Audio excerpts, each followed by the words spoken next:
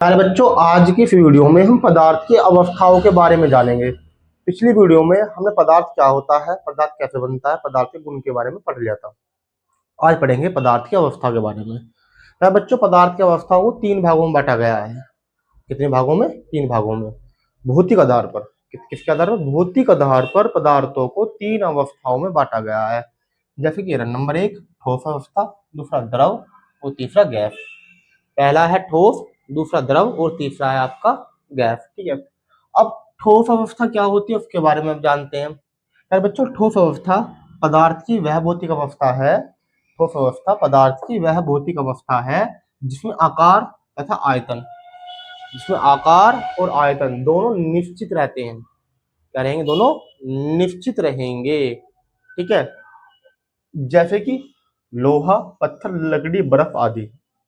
लोहा, पत्थर, लकड़ी, बर्फ आदि।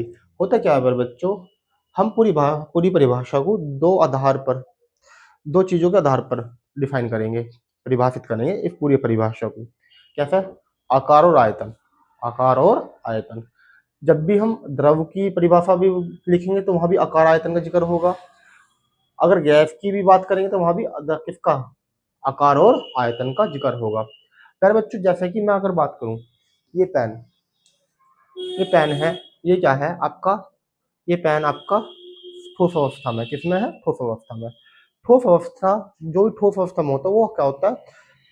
क्या होता है? वो हार्ड होता है। क्या होता है? हार्ड होता है। आकार आयतन देखिए, अगर इस पेन को मैं यहाँ पर रखता हूँ, यहाँ पर रखने के बाद इसके चारों तरफ मार्कर घुमाता हूँ, देखिए इस चारों तरफ क्या घुमाता हूँ मैं?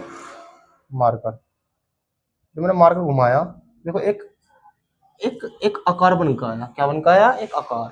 ठीक है, तो जिसका अपना आकार होगा, जिसका अपना आकार होता है और एक निश्चित आयतन होता है। क्या होता है? आकार और आयतन होता है, वो क्या कहलाता है? आपका ठोस अवस्था। क्या है? ठोस अवस्था। अब बात करते हैं द्रव अवस्था की। किसकी बात करेंगे? द्रव अवस्था की। पदार्थ की वह भौतिक अवस्था जिसमें आयतन तो निश्चित रहता है परंतु आकार निश्चित नहीं रहता। जिसमें आयतन तो निश्चित रहेगा लेकिन आकार निश्चित नहीं रहेगा। ठीक है, जैसे कि मैं बताऊं आपको प्यारे बच्चों, ये आकार और आयतन इस तरह निश्चित नहीं रहता। मान लो मेरे पास 1 लीटर पानी है। क्या है? 1 लीटर पानी है। उस पानी को मैं बोतल में डाल दिया। जब मैं उस पानी को बोतल में डाल लूंगा 1 लीटर को, तो 1 लीटर की बोतल चाहिए मुझे कम, या 1 लीटर से बड़ी बोतल चाहिएगी, क्योंकि 1 लीटर की बोतल में ही 1 लीटर पानी आएगा, उससे बड़ी बोतल में पानी आएगा। छोटी में तो बोतल में पानी आएगा ही नहीं। तो प्यारे बच्चों, क्या है आपका कि एक बोतल ली, ठीक है, उस बोतल में वो पानी डाल दिया। और जब मैं बोतल में पानी डाला तो बोतल के आकार का हो गया। पानी का आकार कैसा हो गया? बोतल के आकार का हो गया। अब मैं कोई बड़ा बर्तन लेता हूँ। क्या लेता हूँ? एक बड़ा बर्तन लेता हूँ। उस बर्तन में इस पानी को डालता हूँ, तो अब पानी वही 1 लीटर पानी अब बर्तन के आकार जैसा हो जाएगा। ठीक है, अब थोड़ा और बड़ा बड़ा बर्तन लेता हूं मैं। अब थोड़ा उससे बड़ा बर्तन लो, इस बर्तन में डाल दीजिए इस पानी को। अब वही एक लीटर पानी उस बड़े बर्तन के आकार का हो जाएगा। ठीक है, क्या हो जाएगा? उसी बड़े बर्तन के आकार का हो जाएगा। तो यहाँ पानी वही 1 लीटर है, पानी वही 1 लीटर है, लेकिन उसका आकार बार बार क्या हो रहा है? बदल रहा है। यानी कि आयतन तो उसका समान है, जैसा था ऐसा ही है, लेकिन आकार में बार बार बदलाव हो रहे हैं। जिस बर्तन में जा रहा है उस बर्तन का आकार ले रहा है, लेकिन पानी वो ही 1 लीटर है।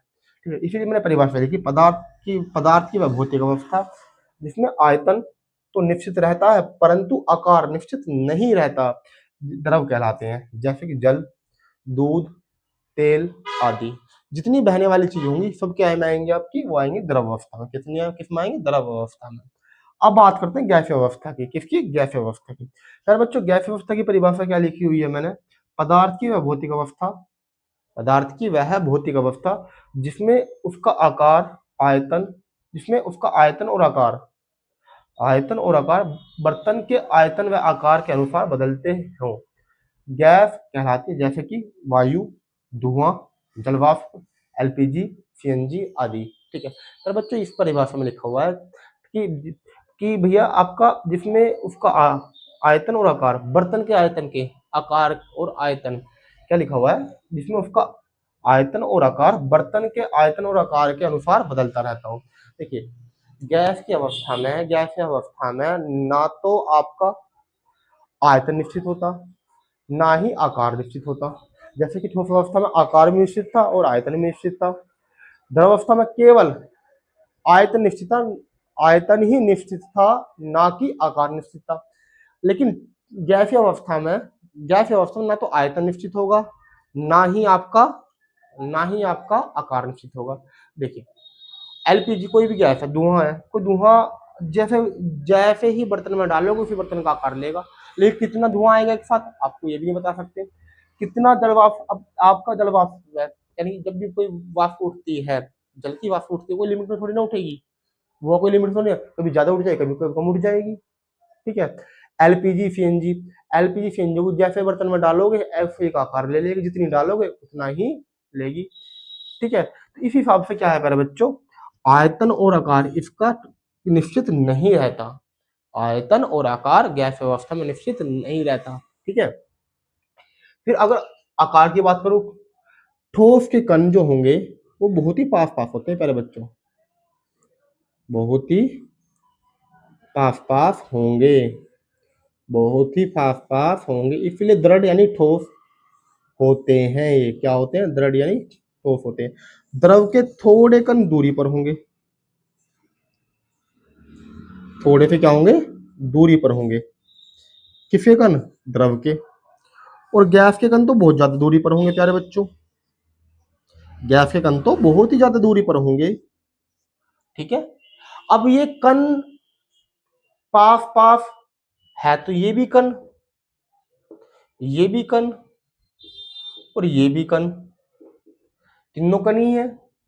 ठोस के कण बहुत पास पास क्यों है, द्रव के कण थोड़े से दूर क्यों है, और गैस के कण और ज्यादा दूर क्यों है, क्या कारण है इनका, क्यों पास पास आते हैं, क्यों ये दूर दूर जाते हैं, थोड़े दूर दूर होते हैं, इन सब के बारे में जानेंगे अगली वीडियो में।